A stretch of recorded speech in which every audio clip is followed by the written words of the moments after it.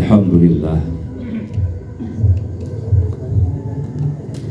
Alhamdulillahilladzi hadana lihada wa ma kunna linahtadiya laula an hadana Allah.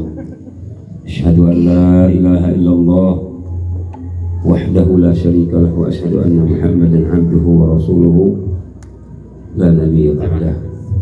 Allahumma shalli ala sayyidina Muhammad bin Abdillah al-qa'imu bi huquqillah ma daqat illa wa farraja Allah. Amma ba'du, qala subhanaka la ilma lana illa ma 'allamtana innaka antal alimul hakim wa tub 'alaina ya tawwab amin wa tub 'alaina ya tawwab wa tub 'alaina ya tawwab innaka antat tawwabur rahim. Rabbi zidna ilman warzuqna fahman, Rabbi yassir wa la tu'assir, Rabbi tammim bil khair, Rabbi shrah li sadri wa yassir li amri wahlul 'uqdatan min lisani yafqahu qawli. Puja dan puji syukur kita panjatkan dulu sama-sama, kita wujudkan pada perjalanan kehidupan kita semata kehadiran Allah Subhanahu wa taala, agar apapun yang menyertai kita, baik kesenangan maupun kesulitan, semata-mata menjadi sebab kebaikan buat kita semua. Amin. Serta nikmat yang Allah Subhanahu wa taala selalu dan akan selalu berikan akan senantiasa ditambah oleh Allah Subhanahu wa taala di saat kita membutuhkan.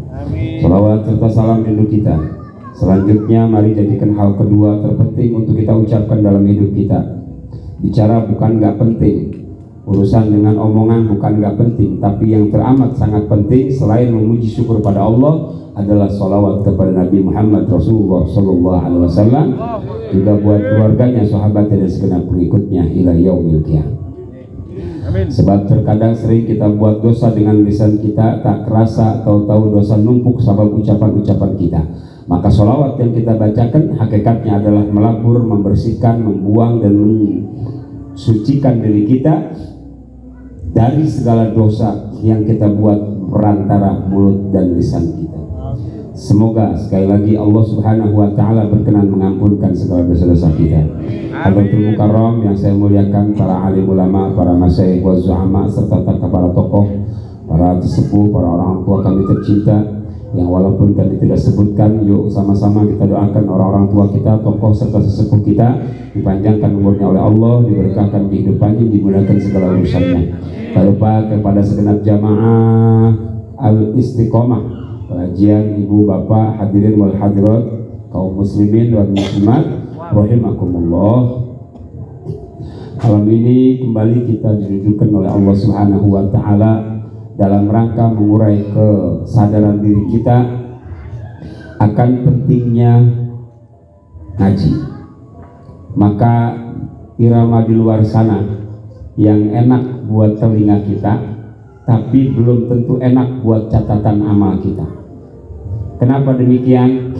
Hanya mendengarkannya saja, lalu terbawa kita pada lamunan yang ada, bahkan terangkat nafsu kita karena lagu yang kita dengarkan. Maka dari setiap hela nafas kita ketika itu adalah catatan dosa kepada Allah Subhanahu wa taala. Tapi kalau sholawat yang kita bacakan, kumandang kebaikan yang kita sama perdengarkan, insya Allah sengedengernya aja akan jadi sabab kebaikan buat kita semua. Ibu, bapak, hadirin jamaah kaum muslimin yang dimuliakan oleh Allah Subhanahu wa taala, 2024 ini kita akan berhadapan dengan masa yang namanya pesta demokrasi. Benar apa benar? Betul. Ya. Bahwa begitu banyak kepentingan orang-orang di luar sana yang ingin meraih kedudukan guna menjadi pemimpin di kemudian hari adalah sesuatu yang wajar dan bahkan menjadi hak serta kewajiban bagi kita sebagai warga negara Indonesia guna memberikan hak suara kita kepada siapapun mereka yang kita inginkan. Namun di balik itu semua ada hal yang ingin saya wecangkan buat diri saya.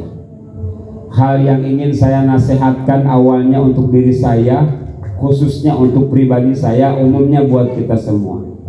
Apa gerangan yang harus kita waspadai dengan akan adanya pesta demokrasi di kehidupan kita di awal tahun 2024 ini tidak lain dan tidak bukan resiko perpecahan antara kita sebagai umat, resiko perpecahan antara kita sebagai anak bangsa, resiko perpecahan antara kita sebagai warga masyarakat.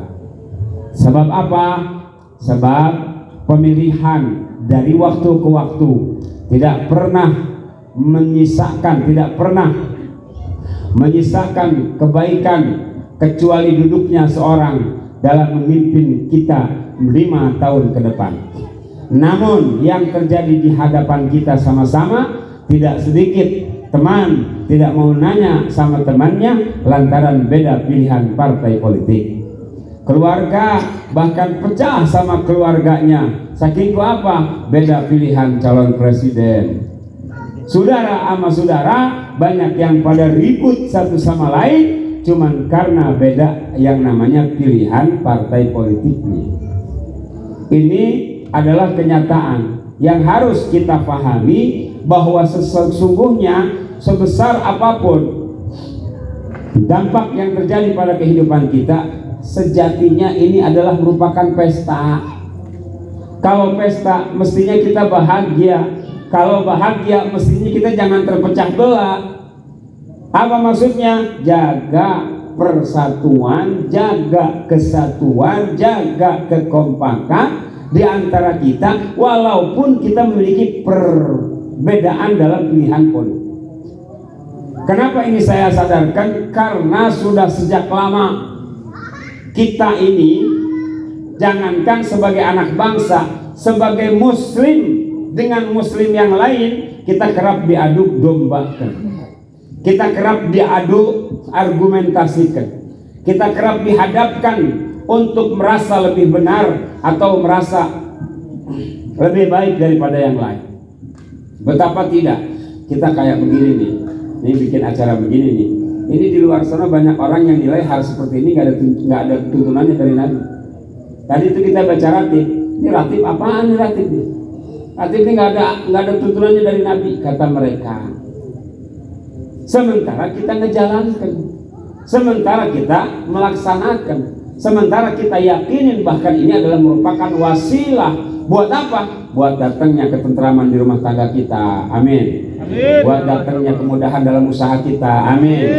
Buat datang yang namanya kebaikan buat kehidupan kita, serta keberkahan yang berlimpah. Kan itu yang kita harap.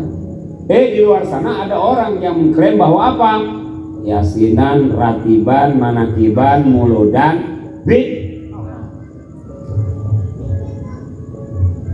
sesama anak bangsa yang agamanya Islam aja kita diadukan, kita dihadapkan satu sama lain dengan perbedaan sudut pandang dalam beragama. Belum lagi saat ini kita lihat Pak, Bu, hadirin wal hadirat, kita lihat para kiai saling kecam satu sama lain. Kiai yang pro pada habaib mengecam kiai yang kontra terhadap habaib. Belum lagi habaib satu dengan habaib lain ribut juga. Kita yang di kalangan bawah ini, masyarakat yang sifatnya di akar rumput, dihadapkan dengan orang-orang yang membid'ahkan kita. Di atas sana para kiai, para ulama, sekarang NU aja udah diobok-obok, NU udah terpecah, NU sudah marah-marahan satu sama lain. Belum lama Kiai Marzuki Mustamar dipecat sepihak sama PBNU. Subhanallah, ternyata benih perpecahan ini bukan hanya ada di kita kalangan bawah, tapi orang-orang mulia di sana yang punya gelar kiai, ulama, dan para habaib pun sama lagi ngadapin keadaan perpecahan satu sama lain. Kira-kira kalau ini tamsilnya ada dalam rumah tangga kita, anak satu dengan yang lain saling ribut, kita sama istri kita, suami sama istrinya, istri sama suaminya juga saling ribut, apa yang akan dirasakan sama kita dalam kehidupan? Risih enggak? Repot enggak? Susah enggak? Susah kita semua, ya. Maka dari sadarnya saya dan mudah-mudahan kita semua atas segala fenomena yang sedang terjadi, yuk kita istighfarin dulu sama kita agar senantiasa Allah mengangkat setiap kerupakan dalam kehidupan kita, setiap hal yang merepotkan dalam kita, setiap hal yang tidak enak pada kehidupan kita. Semoga dengan berkah daripada istighfar kita, Allah berkenan mengampunkan segala kesalahan-kesalahan kita yang boleh jadi karena itu akhirnya terpecah belahlah kita sebagai manusia, sebagai masyarakat, sebagai umat. Astaghfirullah Rabbal baraya, astaghfirullah minal khataya, astaghfirullah Rabbal baraya, astaghfirullah. Ayo. Ucapkan dengan kesungguhan hati, ucapkan dengan niat yang benar. Astaghfirullah Rabbal baraya, astaghfirullah minal khataya. Kalau hari ini kita menghadapi segala bentuk perpecahan yang akan terjadi hanya dengan sikap yang biasa-biasa saja, hanya dengan sikap yang cuek-cuek saja, jangan salahkan siapapun kalau satu saat kelak negeri Indonesia yang kita cinta saat ini pada saatnya akan berubah seperti bagaimana Libya di hari ini. Naudzubillah min. Bagaimana Irak dibombardir dan hancur negara mereka. Bagaimana Yaman sudah mulai terpecah belah satu sama lain. Nah, ini jangan sampai terjadi. Makanya apa? Yuk kita cari apa sih yang Allah Subhanahu wa ta'ala amanatkan di dalam Al-Quran agar segala bentuk perpecahan, segala bentuk ujian, segala bentuk yang tidak enak terjadi di negara kita jangan sampai terwujud. Allah Subhanahu wa ta'ala mengingatkan kepada kita semua, wasta'inu bis sabri wassalah. Apa artinya? Bermohon tolonglah kepada Allah Subhanahu wa ta'ala dengan jalan sabar dan sholat. Bu, kalau rumah tangga kita lagi gundah gulana, kalau rumah tangga kita lagi centang perenang, kalau rumah tangga kita lagi anyep-anyepan sama suami dan anak-anak, apa yang akan kita buat? Apa yang harus kita lakukan? Allah berfirman, wasta'inu bis sabri. Yang pertama kata Allah Subhanahu wa ta'ala, cobalah kalian minta tolong sama Allah dengan sabar. Sabar itu artinya apa? Sabar itu memperbaiki kualitas diri kita, memperbaiki kualitas keyakinan kita dengan jalan menjaga jangan sampai kita ini jadi orang yang bersumbu pendek, jadi orang jangan baperan, jadi orang jangan gampang ngambek. Sebab apa? Sebab sabar adalah merupakan jalan pertama yang Allah Subhanahu wa ta'ala berikan untuk siapapun, untuk bangsa manapun kalau mereka mau keluar dari masalah kehidupan. Sabar. Ketika kita dengar kabar hal yang tidak enak, jangan mudah kita terprovokasi, jangan mudah kita terpecah belah, gampang marah sama tetangga dan saudara. Sebab apa? Sebab di sana menandakan bahwa kesabaran begitu teramat sangat langka pada kehidupan kita. Hadapi masalah sebesar apapun dengan modal kesabaran, semata-mata tawakal serta berpasrah pada Allah Ta'ala, pasti semua masalah tadi akan dapat kita lalui dengan kebaikan. Karena sabar dalam kata lain Nabi SAW mengatakan as-sabru diya. Sabar itu adalah cahaya yang terang benderang. Jalan mana yang teramat seram dan gelap yang akan senantiasa mensucikan, menakutkan bagi orang, kalau sudah ditempatin bohlam yang terang, nggak akan ada. Juri G nggak mau di tempat yang gelap dan sunyi. Kenapa? Karena sudah ada terangnya lampu yang menyinari di tempat yang gelap tersebut. Jalan kehidupan kita pun sama. Kalau kita jauh dari Allah, kalau kita jauh dari Rasulullah, kalau kita nggak mau ngaji, kalau kita nggak mau ibadah, yakin, hakul yakin, kehidupan kita dengan jalannya akan senantiasa menghadapi jalan yang gelap gulita, susah berkepanjangan, kesulitan yang tak pernah hilang, keadaan yang selalu akhirnya menyebabkan kita menjadi orang yang menderita. Sabar adalah merupakan modal pertama ketika kita mau menghadapi segala gonjang-ganjing yang akan terjadi pada kehidupan kita. Jadi sebagai masyarakat jangan gampang kita dipecah belah. Boleh kita punya partai berbeda, boleh kita punya pilihan politik berbeda, boleh kita punya capres yang berbeda, tapi jangan peperongan sama saudara-saudara. Jangan ketemu sama Mas Koco bawaannya pengen ngasah golok aja. Kenapa? Dia mah orang Prabowo, kurang ajar tuh si Koco. Jangan. Dia mau milih Prabowo ke, dia mau milih Anies ke, dia mau milih Ganjar ke, itu urusan dia. Buat kita, pilihlah siapa yang kita inginkan untuk kita percayakan yang namanya suara kita bagi mereka. Jangan pernah terprovokasi oleh apapun, oleh siapapun. Supaya apa? Supaya kelanggengan kita dalam berbangsa, bernegara, dan juga beragama senantiasa istiqomah di hadapan Allah Subhanahu wa ta'ala.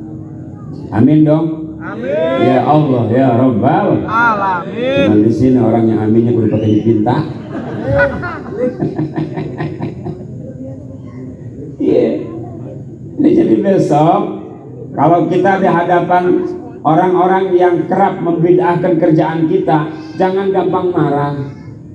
Ibu ngapain? Saya baca surat Yasin. Emang Al-Quran isinya Yasin doang? Misalnya kata dia. Emang Yasin isinya, emang Al-Quran isinya Yasin doang? Itu bid'ah, itu baca Yasin. Udah jangan gampang marah, jangan gampang ngambek, jangan gampang baperan. Oh gitu ya Bu Ustazah, gitu aja. Kenapa? Ya karena memang mereka taunya cuma satu hadis doang. Kullu bid'atin dolalah wa kullu dolalatin finnar, begitu doang udah. Hadis lain enggak dipelajarin sama dia. Cukup dengan satu hadis itu saja. Padahal kalau agama ini hanya mengedepankan satu hadis doang, pasti Islam gak akan sampai ke Indonesia. Orang-orang tua kita dulu mengajarkan, lihat Sunan Kudus, bagaimana dari zaman beliau hidup sampai hari ini. Orang Kudus nggak ada yang potong sapi di sana kalau udah korban. Di sana yang laku itu kerbau kalau udah saat korban atau kambing. Kenapa demikian? Dulu Sunan Kudus mengajarkan hargai orang-orang Hindu yang menjadikan sapi sebagai sembahan mereka. Jangan kita sembelih nggak enak sama mereka orang-orang Hindu. Coba tuh bayangin. Model kita aja nih, misalnya kita punya Tuhan sapi, sapinya disembelih sama orang, kan kita ngamuk. Itu Sunan Kudus ngajarkan. Coba toleransi itu dari zaman dulu udah dipakai sama mereka. Makanya Islam kuat sampai saat ini. Islam syiarnya luar biasa di negeri kita yang kita cintai ini. Bahkan Islam menjadi agama terbesar di semua negara yang ada di dunia, yakni agama Islam yang ada di Indonesia. Alhamdulillah. Jadi kalau kita gampang marah, bersumbu pendek, udah alamat kacau aja. Belum kita berhadapan dengan orang yang nyebrang sama kita, belum lagi kita akan dihadapkan dengan warna kaos yang berbeda. Warga dari dalam ada yang konvoy pakai warna biru misalnya. Pan. Pan gua kata juga apa pan kan gitu. Di depan ada yang pakai merah, yang merah merong aja karena memang dia pakai moncong putih. Kocok tuh bagian. Kata kocok gua gandil kata dia. Saking keselnya, jangan begitu. Udah pokoknya orang mau buat apa, orang mau nyolok siapa, orang mau pilih apa, itu terserah mereka. Insya Nah kalau begini modelnya, modal pertama kita buat keluar dari masalah yang mendera akan Allah berikan, yakni dengan sabar. Yang pertama adalah sabar, wasta'inu bis sabri. Yang kedua wassalat. Allah mengajarkan kepada kita cari jalan keluar dari semua masalah hidup dengan mempertahankan sholat. Ustadz, saya ibu-ibu perempuan, gimana yang baik buat sholat? Laksanakan di rumah sebaik-baiknya. Saat saya laki-laki tapi kerjaan saya pulangnya tengah malam, subuh saya nggak bisa ke musola, lakukan sholat di rumah, pimpin istri kita berjamaah. Yang terpenting laksanakan sholat kita 5 waktu minimal, kalaupun di rumah harusnya berjamaah. Bu, saya merasakan sendiri, kalau udah saya nggak ke musola, sembahyang sama istri di rumah, itu nikmatnya luar biasa. Yang tadinya kita khusyuknya setengah, jadi maksimal khusyuknya. Allahu Akbar. Udah nggak kebayang itu murahnya wajah istri, marahnya bini gara-gara jemuran yang dibikin ke kita kehujanan. Nggak ada. Sebab apa? Orang istrinya di belakang kita. Beres sembahyang, assalamualaikum warahmatullahi, assalamualaikum warahmatullahi, astagfirullahaladzim. Kita istighfar sama-sama, minta ampun sama-sama, berdoa sama Allah sama-sama. Beres kita selesai berdoa, lalu kemudian berbalik kita sebagai suami kepadanya, cium tangan dia kepada kita. Ya Allah, itu indahnya, nikmatnya luar biasa. Saking nikmatnya, kalau ada saya mau cari lagi bini. Ya salah. Iya, kalau sekali aja sama bini satu enak benar. Bagaimana kalau banyak bini? Kan ribut.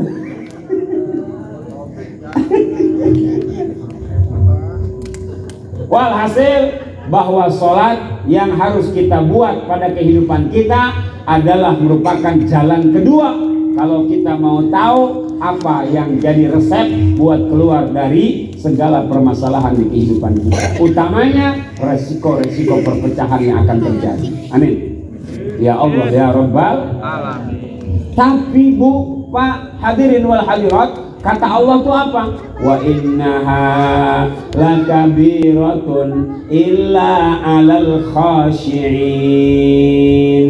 Tapi kata Allah, yang namanya sholat itu susah, sulit, illa 'alal khashi'in, kecuali bagi orang-orang yang khusyuk. Artinya apa lagi? Bahwa kita diperintahkan buat dapat sholat yang khusyuk. Supaya apa? Supaya sholat kita kagak jadi sholat yang berat. Selama ini kan kita memang jujur aja, lagunya luar biasa tenar. Kalau udah bicara tentang sholat, di mana majlis saya bacakan lagu ini, di mana majlis pasti bisa ngikutin. Bagaimana Ustaz suara lagunya? Subuh tuh, nggak di sono nggak di sini sama.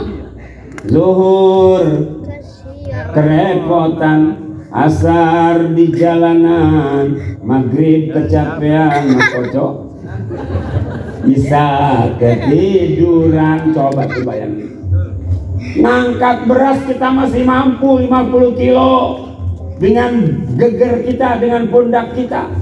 Kita angkat itu yang namanya batu buat bikin pondasi rumah kita, beratnya mungkin 30 kilo pakai 2 tangan kita. Tapi ngangkat 5 waktu buat tangan kita melaksanakan sholat, itu kata Allah lakabiratun, sulit, berat, besar sekali godaannya, illa 'alal khashi'in, kecuali bagi orang-orang yang mau khusyuk. Ustaz, gimana saya mau khusyuk atuh? Lagi sholat, Allahu Akbar, anak saya ribut, pinggirin anak kita, kalau perlu kunciin kita di dalam kamar biar nggak diganggu sama anak. Ustaz, gimana saya mau khusyuk? Kata bapaknya, pernah ngadu sama saya satu hari, sembahyang asar ikut sama saya di musola. Habis sembahyang asar saya sedikit istighfar, saya lihat di pojokan ada yang nangis saja bapak-bapak. Akhirnya begitu selesai doa, saya deketin, Pak, mohon maaf, adakah hal yang salah dari saya sehingga Bapak nangis-nangis seperti ini? Enggak Ustaz, enggak apa-apa. Terus Bapak kenapa nangis? Hujan Ustaz. Loh, maksudnya apa hujan? Tadi istri saya mau berangkat kondangan, dia nitipin sama saya jemuran Ustaz. Udah 3 hari banyak hujan, jadi yang ada nggak kering-kering pakaiannya. Ini sekarang saya sembahyang sama Ustadz Asar, komat belum turun hujan, 2 rakaat hujannya abrek-abrekan. Jadi bagian saya tinggal ke rumah tadi diomelin sama bini saya. Ya Allah Bu, ini kenyataan. Jangan pernah kita salahkan suami kita kalau memang dia tidak jalankan amanah kita jaga pakaian. Kenapa? Boleh jadi dia kagak khusyuk sholatnya adalah karena tugas dari. Terus gimana tuh Ustaz? Antisipasi aja. Jangan pernah juga kita turutin bau yang beredar saat kita melaksanakan sholat. Ini biasanya kalau bulan puasa, sembayangnya johor, Allahu Akbar. Tahu-tahu begitu lagi sembayang ada yang ngambreng bau ikan asin digarang. Ini tengah digolong siapa yang kagak puasa? Ya Allah, gue pengen khusyuk banget dah sembayang johor. Ada yang garang ikan asin. Kenapa bisa terganggu? Karena kita turutin. Ini muasalah Juleha di sebelah rumah gue nih, janda anak 3 nih. Dia muasalah lagi datang bulan ini kagak puasa dia. Dia garang ikan asin. Karena kita ikutin pikiran kita, akhirnya setan ngebisikin, enaknya pakai sambal limo. Iya ya, pakai sambal limo ya, tambah sayur asam, sambal gandaria. Akhirnya sembayangnya ingat sama makanan, ingat sama cucian, ingat sama jemuran, ingat sama Bang Toib yang udah 3 tahun kagak pulang-pulang. Nauzubillah min dzalik. Udah mah subuh kita kesiangan, zuhur kita kerepotan, asar di jalanan, maghrib kecapean, isya ketiduran. Ya Allah, sekalinya kita sembahyang, ingatnya sama jemuran, ingatnya sama segala macam yang akhirnya menyebabkan sholat kita kagak khusyuk. Akhirnya sholat kita nggak dapat kenikmatan. Bagaimana Ustaz caranya? Ini malam kita belajar. Masih dari kitab At-Taqrib wa Tadhib fi Adillati Matnil Ghayati wa Taqrib. At-Tadhib fi Adillati Matnil Ghayati wa Taqrib. Kita belajar dari kitab Matan Abi Syuja tentang bagaimana sholat yang harus kita dapati dalam kehidupan kita adalah merupakan sholat yang menyenangkan buat kita, sholat yang menjadi penyelesai masalah kehidupan kita, sholat yang bisa menjumpakan kita dengan Allah Subhanahu wa Ta'ala. Gak ada yang amin dari tadi? Amin.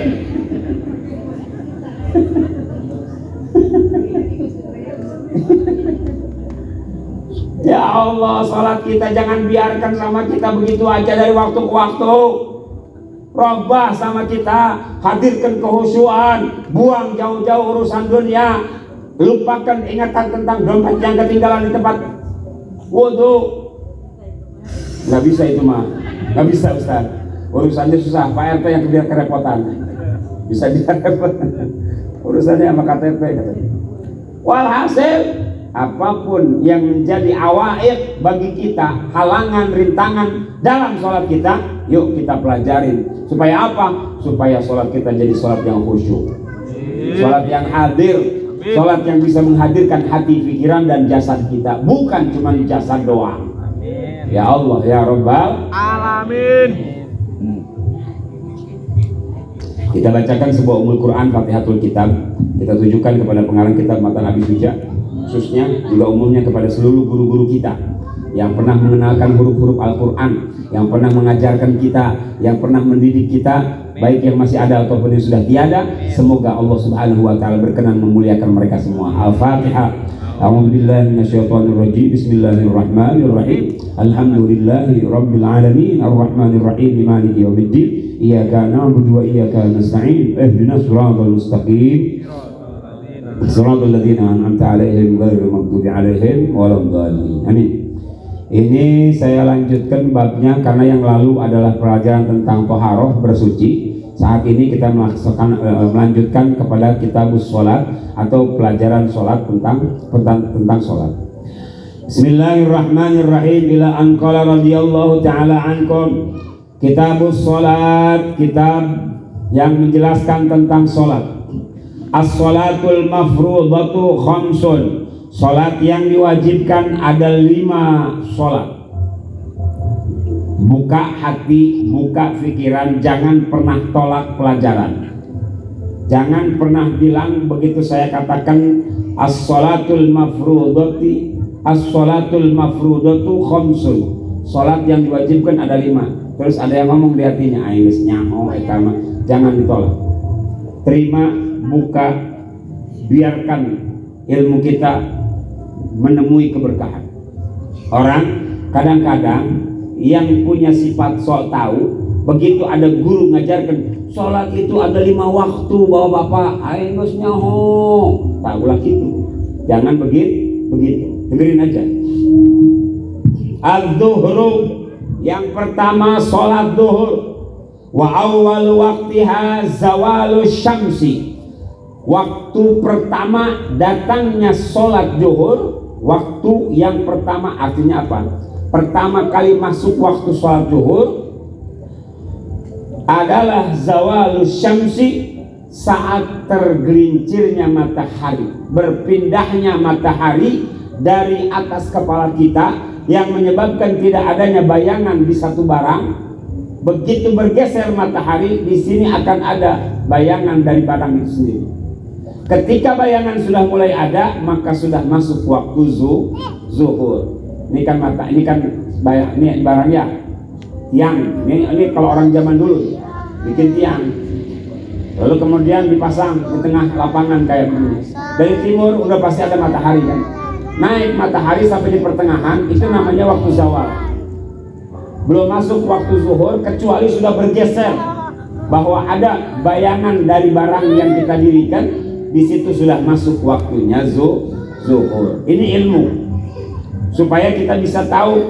Kalau di Indonesia gampang nyeriin waktu zuhur. Kenapa? Di masjid musola dikomandangkan azan. Kalau besok waktu, lusa kapan waktu kita dapat milik. Ibu-ibu berangkat ke Belanda, amin. Bapak-bapak berangkat ke Cina, amin. Lalu nggak pernah ngapain? Pokoknya jalan-jalan ke sana. Begitu kita ketemu dengan ada tempat di mana susah pemanang azan kita dengar, bisa kita gunakan ilmu ini.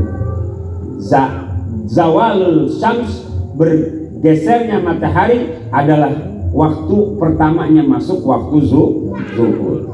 Wa akhiruhu, dan akhirnya waktu sholat zuhur adalah dhillu kulli syai'in mislahu. Ketika bayangan segala sesuatu sudah seperti bayangan itu sendiri. Artinya apa?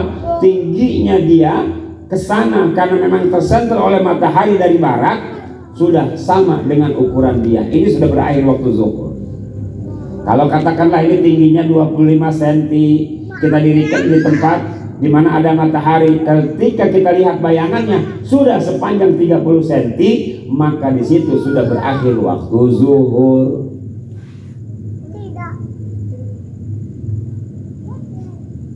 Ba'da zilliz zawal, setelah tergesernya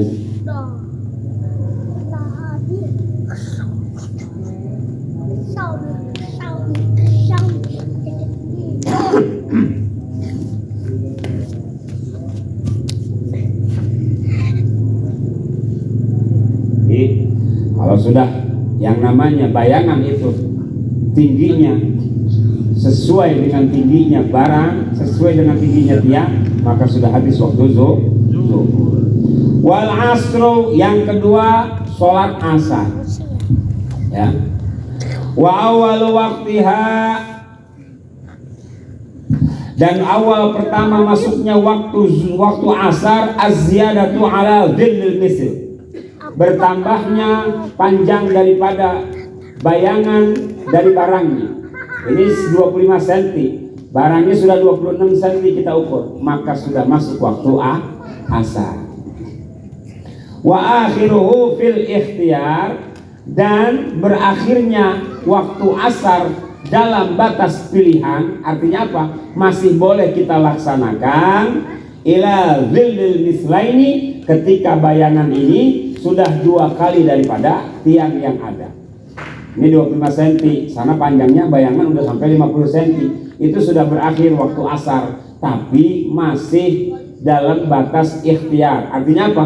Boleh kita lakukan untuk pelaksanaan sholat asar. Tapi yang paling utama sholat itu adalah di awal waktu.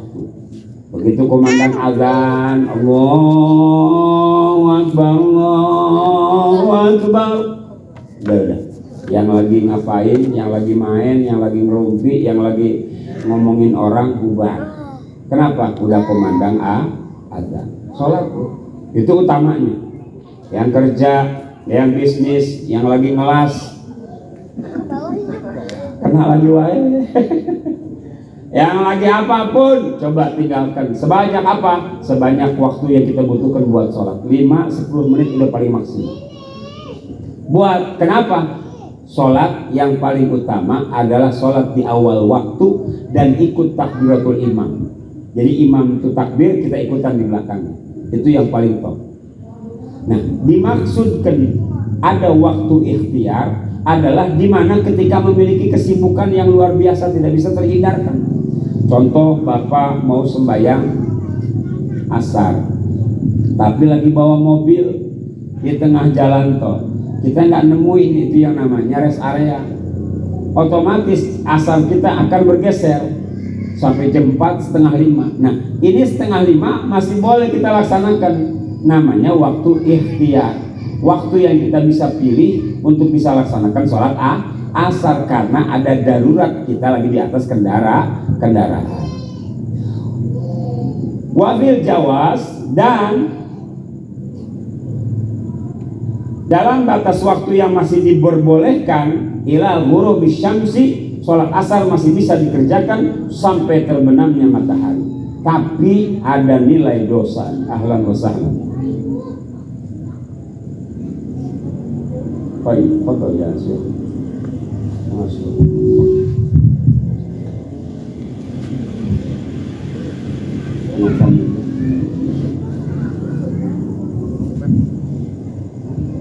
Pendek katanya apa? Kalau sholat kita sudah sampai 5:30, tetap wajib bisa dijalankan sholat kita asar, tapi sudah mengandung unsur dosa kalau memang terlambatnya sholat kita dikarenakan oleh hal yang sia-sia.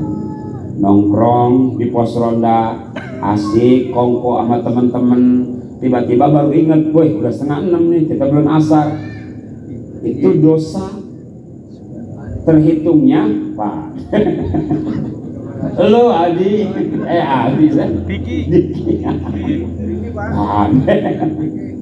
siapapun kita sama. Kalau sampai itu yang namanya sholat kita akhirkan, tetap wajib dilaksanakan, tapi kita kena dosa. Sampai kapan? Ila ghurubi syamsi, sampai terbenamnya matahari. Kenapa? Masuknya matahari terbenam itu sudah masuk waktunya maghrib. Sakingku namanya nggak mau ketinggalannya, tetap dilaksanakan sholat maghrib. Allahu Akbar, 4 rakaat sholat asar disingkat sama dia, dicepetin sama dia sholatnya. Begitu belum salam terakhir, tahiyat akhir, udah azan maghrib. Ini sholatnya sah, terlaksana, tapi tetap mengandung dosa. Wal maghrib, yang ketiga, sholat yang diwajibkan kepada kita adalah sholat maghrib. Waktuha wahidun, tapi waktunya cuma 1 doang. Bagaimana pengertiannya? Wa huwa ghurubus syamsi, itu terjadi ketika terbenamnya matahari. Terus wa biqdar, dan hanya sekedar mayu'dzanu, orang mengumandangkan adzan. Wa yatawaddau, lalu kemudian melaksanakan wudu. Wa yasturul aurah, lalu kemudian memakai pakaian yang menutup aurat. Wa yuqimus shalat, dan kemudian mengerjakan sholat. Wa yusolli 5 rakaat, melaksanakan sholat hanya 5 rakaat. 5 rakaat itu artinya apa? 3 sholat fardu, 2 sholat ba'diyah maghrib. Ini habis waktunya nih. Kalau direken sama orang-orang zaman dulu, waktu sholat maghrib selesai. Kalau kita kan sekarang masih ada sampai setengah 8 ya. Dari setengah 7 waktu maghrib, setengah 8 berarti 1 jam. Orang dulu ini makanya dijadikan syariat, waktunya cuma 1, hanya cukup melaksanakan dari mulai azan, terus kemudian wudhu, nutup aurat, melaksanakan sholat 5 rakaat, selesai. Karena apa? Karena sholat mereka pada saat itu dengan 5 hal yang dikerjakan ini selesai, itu yang namanya waktu maghrib. Saking apa? Panjang bacaan mereka ketika sholat maghrib. Kayak model kita kan kuliah kulhu kalau maghrib. Begitu masuk di stasiun, ada yang baca Al-Qari'ah aja marah-marah kita di belakang. Gak punya perasaan jadi imam. Kita kan lagi ngantri. Dan memang kan diajarkan begitu sama Rasulullah, nggak boleh sholat yang panjang. Ya, sholat bacaannya yang panjang, nggak boleh memang sama Nabi. Kalau di keadaan yang antri, sebab apa? Terlebih sholat maghrib. Saya kadang-kadang suka ngeliat tuh, ada aja tuh orang begitu modelnya. Maghrib adanya di musola stasiun atau bandara. Subhanallah, kalau perlu dia baca Yasin. Tinggal maunya di belakang, komat lagi orang. Saking apa? Nggak punya perasaan, nggak boleh. Kalau di waktu yang pendek harus bacaan sholat yang pendek. Tapi sependeknya orang zaman dulu itu ngabisin 1 jam untuk melaksanakan sholat maghrib, hanya ditambahkan 2 rakaat ba'diyahnya. Shallallahu alaihi Muhammad. Kenapa saya ajakin bersolawat? Supaya kita ingat orang dulu luar biasa sholatnya. Kita ini masya Allah udah mah 3 rakaat cepet-cepet kuliah kulhu, bagi ngomongin orang lagi. Allahu Akbar. Bismillahirrahmanirrahim. Ini Ustaz lagi demam apa? Suaranya bindeng amat, gak enak didengarnya. Alhamdulillahirabbil alamin. Besok gua mau sembahyang di sini kapok. Apa kayak begini iman? Begini kagak khusyuk. Masya Allah. Berarti bang sholat 3 rakaat maghrib sih pakai ngomongin orang. Ya, jangan gitu. Perbaiki kualitas sholat kita. Insya wal isya. Yang keempat, waktu yang Allah berikan kepada kita dalam bentuk kewajiban adalah sholat isya. Wa awwal waktiha, waktu pertama datangnya sholat isya adalah idza ghaba syafaqil ahmar. Idza ghaba syafaqul ahmar. Apabila mega kuning di langit sudah mulai hilang. Kan kalau maghrib terbenamnya matahari tersisa mega kuning ya di sana, bukan mega mustika Pak, mega kuning. Warna merah di langit ya, warna merah di langit ketika sudah hilang itu masuk waktu sholat isya. Wabil jawaz wa akhiruhu bil ikhtiyar, dan akhir sholat isya dalam masa kita yang dapat kita pilih ila sulusil laili, sampai kepada sepertiga malam, jam 2, jam 3 itu masih bisa laksanakan sholat isya. Tapi disebutnya waktu ikhtiar. Apa waktu ikhtiar? Waktu yang masih kita bisa pilih untuk kita laksanakan sholat isya. Kadang-kadang kan cuma milih doang nih. Pulang capek gawe, ditanya sama istri, "Pak, udah sembahyang?" "Ntar aja jam 2." Tahu-tahu bablas. Saking gua apa? Bisa ketiduran gitu modelnya. Naudzubillah min. Kalau masih bisa kita buat sebelum kita tidur. Jangan nunggu bangun tidur. Takut kita nggak bangun lagi. Tahu-tahu punya utang sembahyang ini. Gitu ya. Wabil jawaz, dan di dalam waktu yang masih dibenangkan untuk menjalankan sholat isya ila tulu'il fajri sani, sampai terbitnya fajar shadiq. Tapi ini sama dengan pelaksanaan sholat asar tadi. Kalaupun dikerjakan tapi hukumnya berdosa. Kenapa? Melalaikan waktu sholat. Enggak Ustaz, enggak lalai saya cuma ketiduran, capeknya luar biasa, pulang tengah malam, belum sembahyang isya udah enggak punya tenaga, saya ketiduran. Nah, kalau ilatnya tidur, ini menjadi 2 hal yang dima'fu ketika kita meninggalkan sholat. Apa uzurnya? A'dzarus sholat isnaini. Uzur dalam sholat hanya dua, an-naumu wa nisyan. Yang pertama tidur, bukan tidur tapi ketiduran.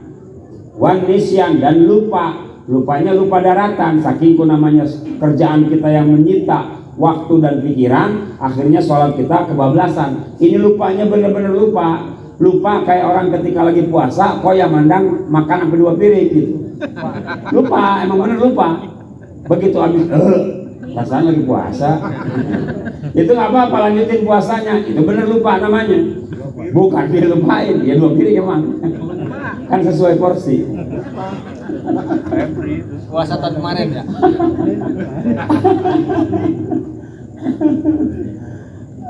Tapi kalau kita tidurnya memang dengan keyakinan akan melaksanakan sholat, lalu kemudian lewat sholatnya, nah itu sholat dima'fu, tapi harus qada alal faur, segera dibayarkan qadanya.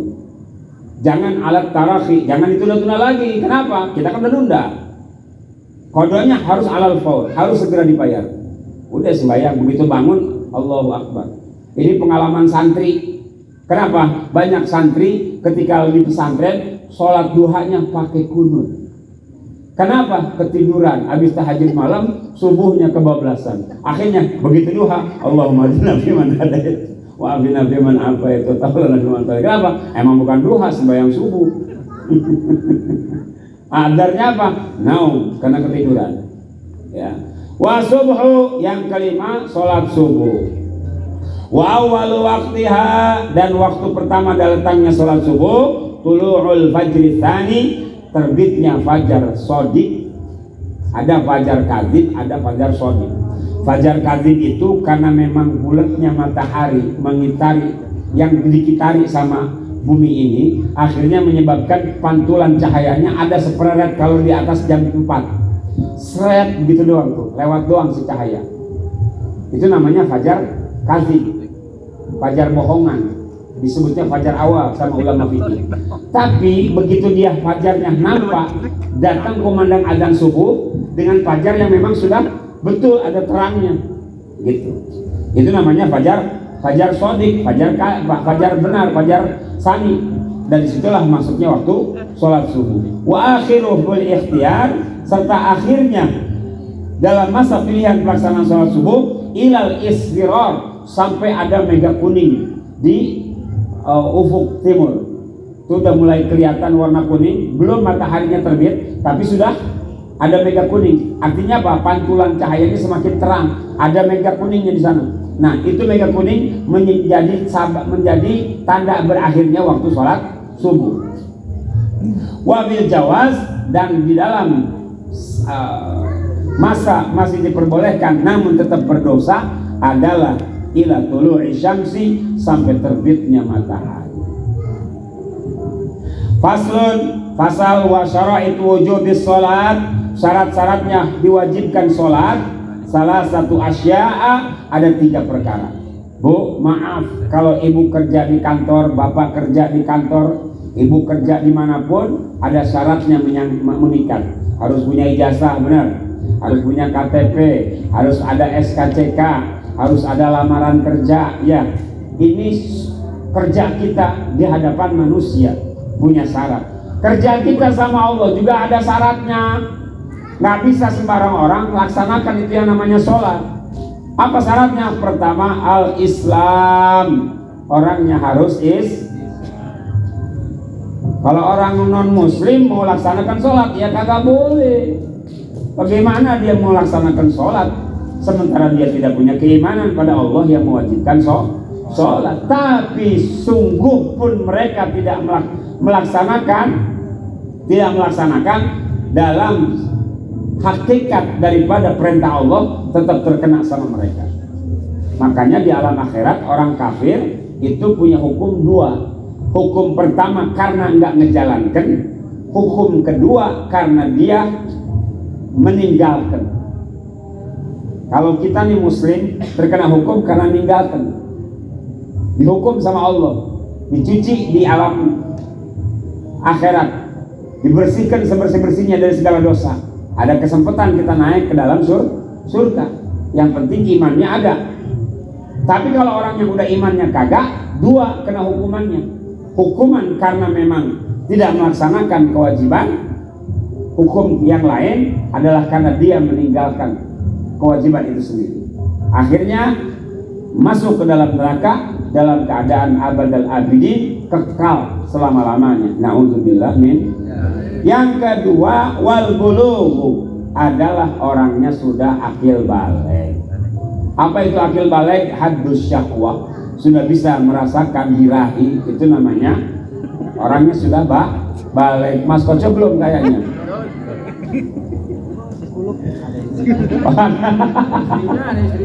Anak udah 4 sih, belum balik bagaimana?